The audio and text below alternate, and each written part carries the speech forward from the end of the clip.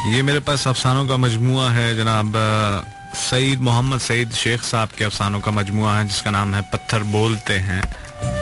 उसमें से एक अफसाना है जिसका नाम है कैदी। कैदी अफसाना सुनिएगा और बड़े गौर से सुनिएगा, इधर उधर रहनेंगे तो मजा नहीं आएगा आपको। इसका नाम है कैदी है अफसाने का नाम। लिखते हैं कि बहुत देर बाद ऐसा हुआ था कि उस थाने की हवालात में सिर्फ एक कैदी रह गया हो। इससे पहले अगर कभी ऐसा हुआ था तो वो किसी के इल्म में नहीं था, कम से कम उनमें से किसी को याद नहीं था जो उस वक्त उस थाने में तैनात थे। हर रोज हवालात मुजरिमों, मुल्जिमों और मशकूक लोगों से भरी रहती। हवालात का इतना बड़ा और खुला हाल नुमा कमरा भी कभी कभी बहुत तंग पड़ जाता था। फिर आजकल तो वैसे भी दहशतगर्दी बहुत बढ़ गई थी।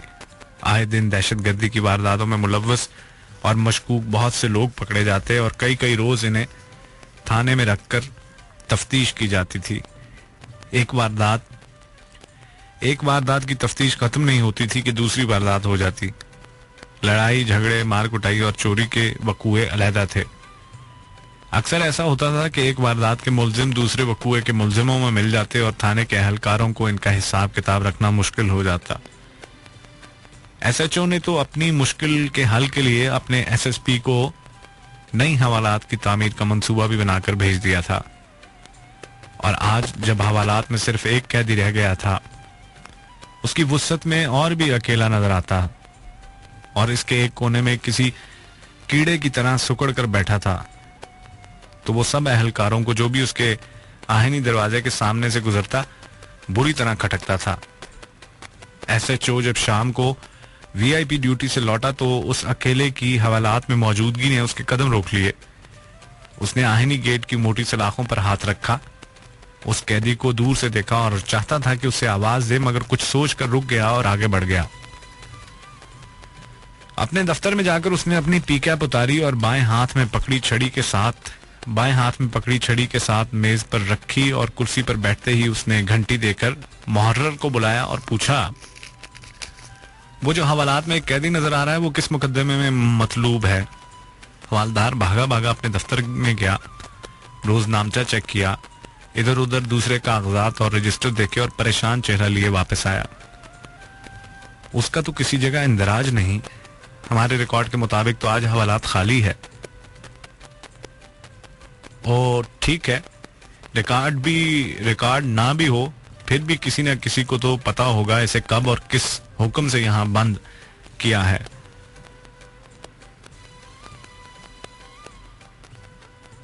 तो मुझे सब थानेदारों से, अहलकारों से पूछना पड़ेगा।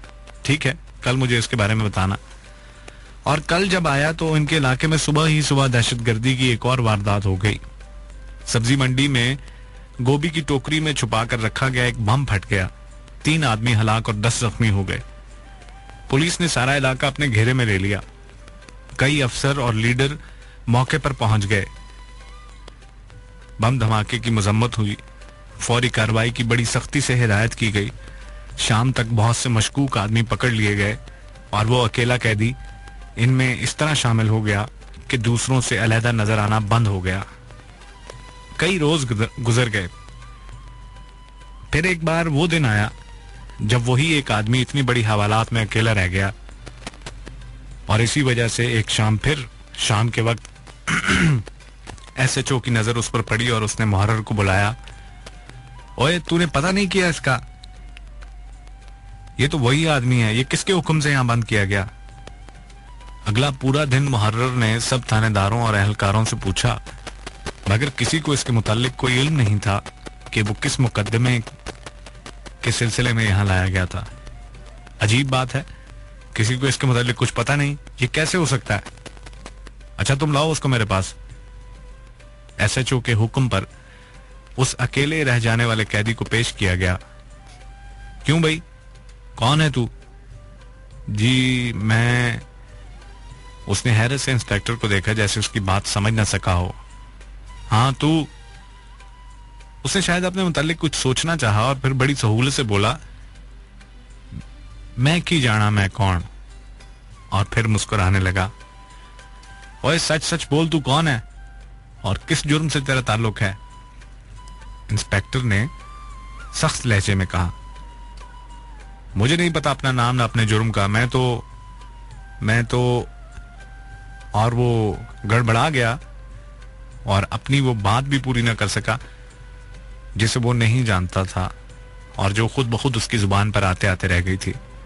कोई धुंधला सा ख्याल जिसकी परछाई का उसने ताक़ुब करना चाहा, उसे पकड़ना चाहा। ये मकर करता है सर जी, हमारे पास इसका इलाज है। करीब खड़े हवालदार ने गुस्से से इसे देखा। मेरा इलाज करोगे? वो जैसे चौंका। तुम तबीब हो? तबीब? एक दफा फिर उसके दिमाग के अंधेरे में रोशनी का छपाका सा हुआ। छेती बोड़ी में तबीबा, उसके अंदर कोई बोला। उसने ये आवाज सुनना चाहिए। उसके कान खड़े हो गए। ओए जाओ लियाकत, इसे ले जाओ और पता करके इसे कौन यहां लाया है। इंस्पेक्टर ने घबरा कर कहा। हवालदार लियाकत इसे लेकर इंस्पेक्टर के दफ्तर से निकला और हवालात का दरवाजा खोलकर उसे पूछने लगा, ओ यार अपना नाम तो बता दे।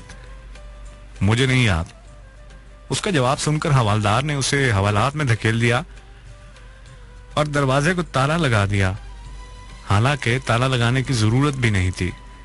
उसने भागना नहीं था और जाकर फिर हवालात के मखसूस कोने में बैठ गया, घुटनों में सर दे दिया और बुड़बुड़ाया, मैं कौन हूं?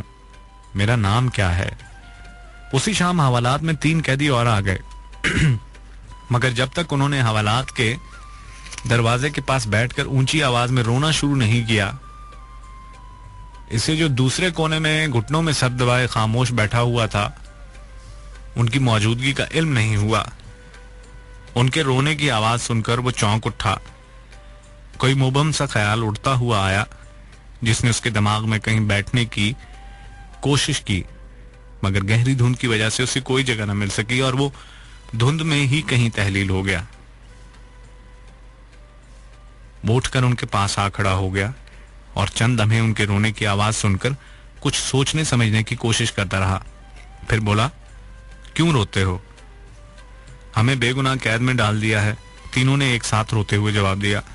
हमारे बीवी बच्चे परेशान हो रहे होंगे। किसी को नहीं पता कि हम कहाँ हैं।